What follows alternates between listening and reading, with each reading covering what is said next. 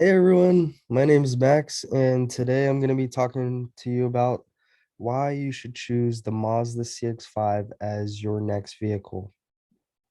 So let's get started. First, let's talk about what is the CX-5. So I've got a picture of one over here to the right. As you can see, the Mazda CX-5 is going to be your compact SUV. It's going to be similar in size to other vehicles in its class, such as the Toyota RAV4, Honda CR-V, Subaru Forester. If you know what any of those are, you're going to have a pretty good idea of the size, or maybe you have a CX-5 already, so you probably know. So one of the big things that Mazda harps on is its premium design. So as you can see, it's a very elegant vehicle. Um, the design really compares to some of the higher class vehicles like a BMW or Lexus or Infiniti QX50. And however, the Mazda CX-5 is going to be offered at an affordable price comparable to those of the RAV4 or the CR-V or Forester. Um, Something that's new for Mazda is that all of its CUVs or SUVs are going to offer standard all-wheel drive, which previously was only offered by one other manufacturer, Subaru, um, which is going to be one of Mazda's main competitors now with that standard all-wheel drive.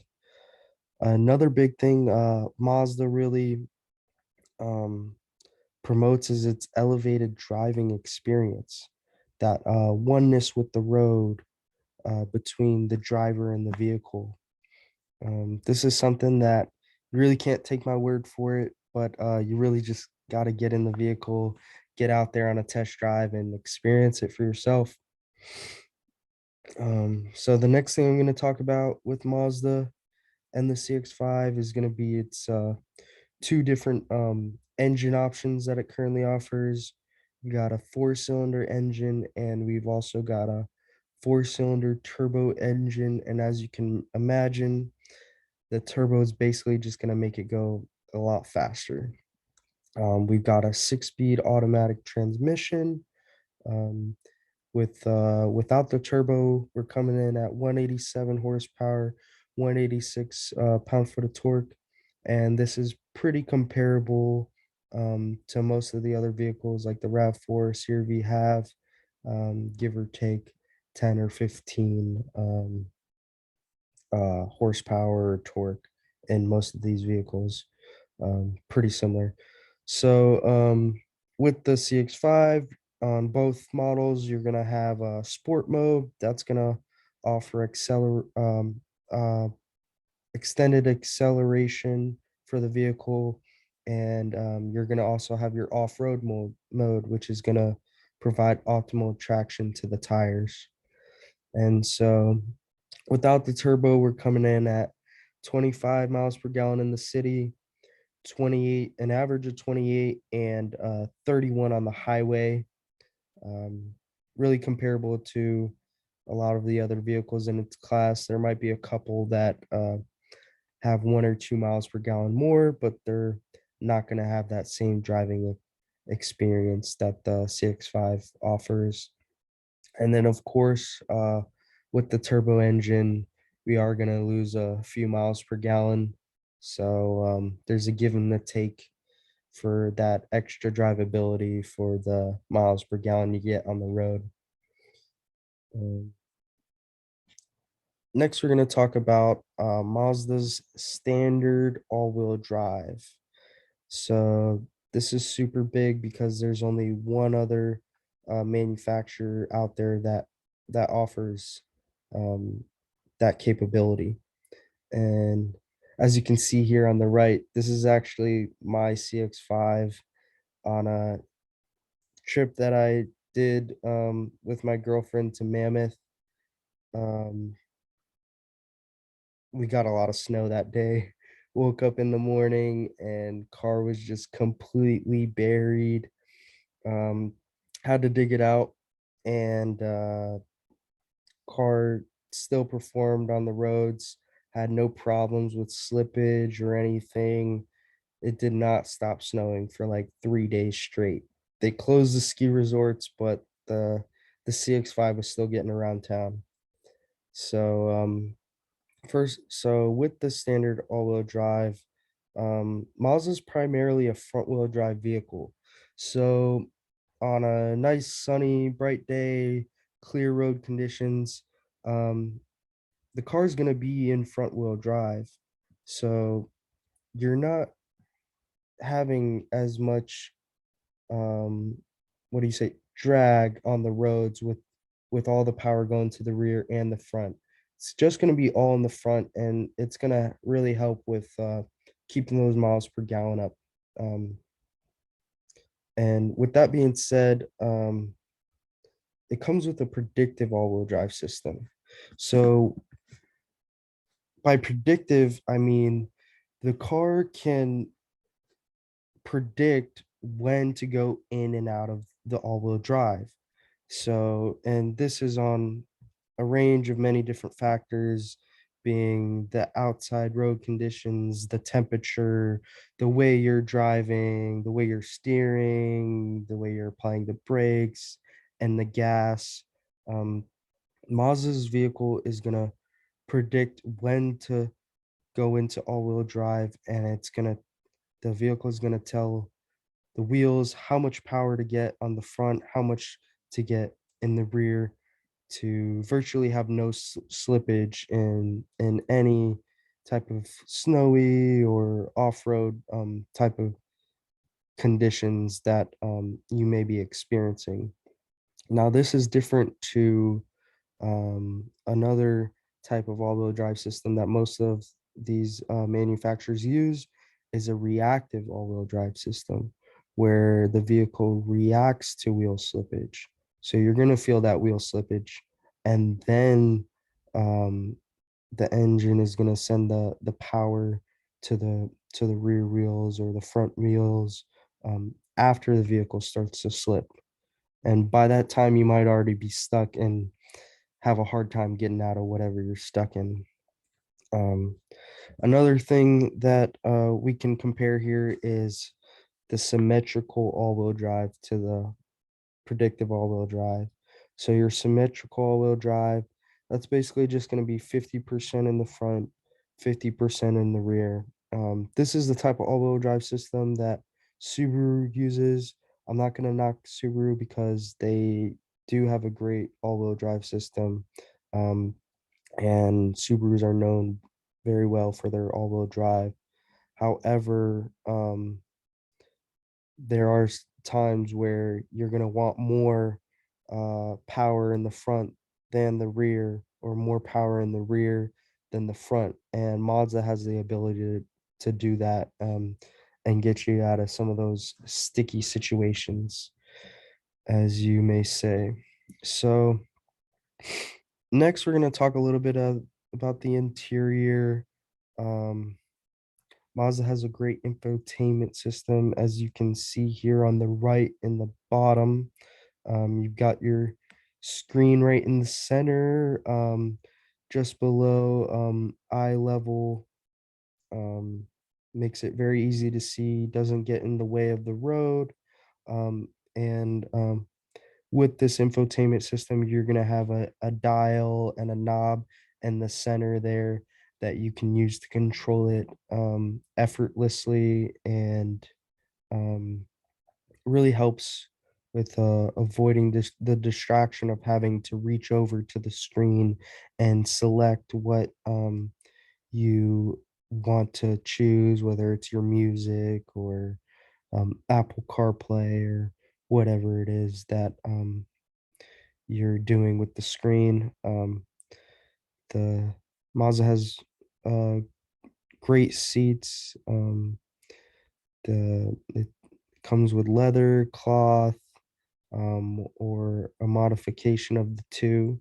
Up here on the top, you can see the some of the red seats that the Carbon Edition CX-5 has the offer. So if you're into stuff like that, um, Mazda's got it. And another thing that I like with Mazda is it's got USBs like all over the place. So you've got a couple up in the front. You've got the cigarette lighter spots in the front as well. You can charge phones there. You've got some in the back seat, and you've also got some in the trunk too. So they're everywhere. You can charge up your phones and whatever you may need your USBs for.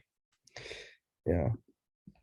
Um, so another big thing that Mazda's does really well at is its safety features. So most of these safety features here are all standard in the Mazda CX-5.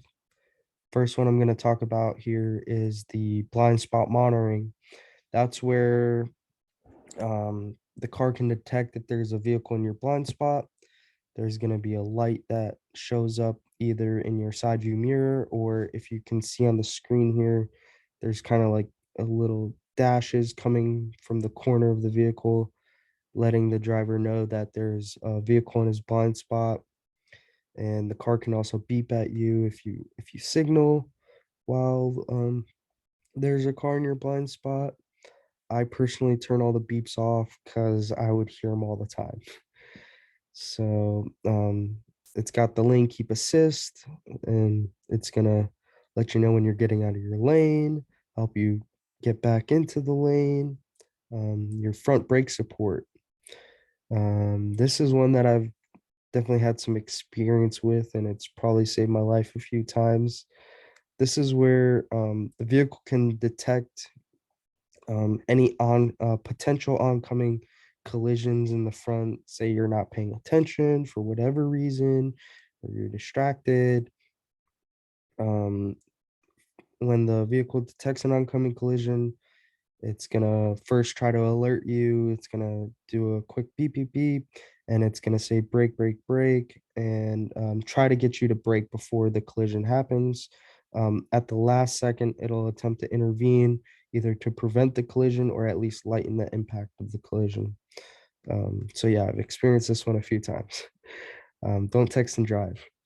Uh, the next one, ooh, I really like this one, the radar cruise control.